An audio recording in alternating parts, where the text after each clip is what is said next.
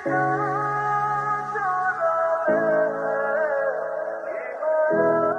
সুন্দর, so sweet, so beautiful. Thank you. Thank you. ও, আপনি ভাবছিলেন যে এই কমপ্লিমেন্ট গুলো আমি আপনাকে দিচ্ছি? আপনি নিজেকে অনেক সুইট, কিউট, হ্যান্ডসাম মনে করেন, তাই তো? আনফরচুনেটলি এগুলো আমি আপনাকে বলিনি তো। আমি বলেছি আপনার কিউট ছাতাটা। আমি আবার কি ভাবলাম। Thanks again for the shelf. Welcome.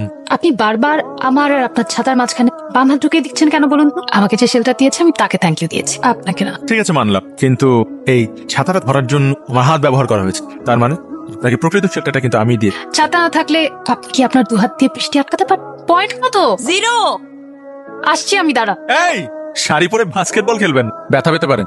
যে রাধে সে চুলো বাঁধে। উফ, মুচকে গেছে মনে হয়। শাড়ি পরে তোকে কে খেলতে বলেছে বলতো?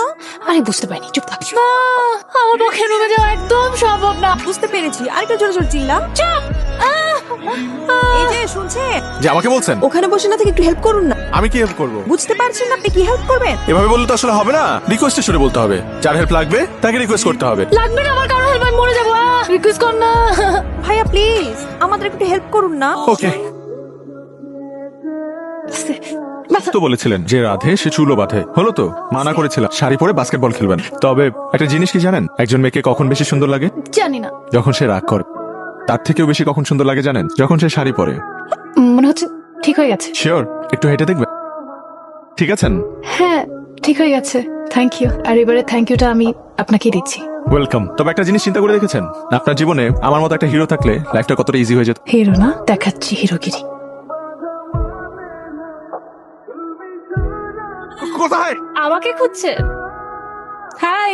I knew it. যে রাধে সে চুলো বাঁধে, সে বাস্কেটবলও খেলে, সে সাঁতারও জানে, তার মতো একটি মেয়ে সবই করতে পারে। আর এরকম একটা মেয়ে যার কপালে জুটবে, তার আর কিছুর প্রয়োজন নেই। সারা, আমার কিছু সহজ স্বীকারোক্তি আছে, কথাগুলো সহজ হলেও আমার বলতে খুব কঠিন লাগছে।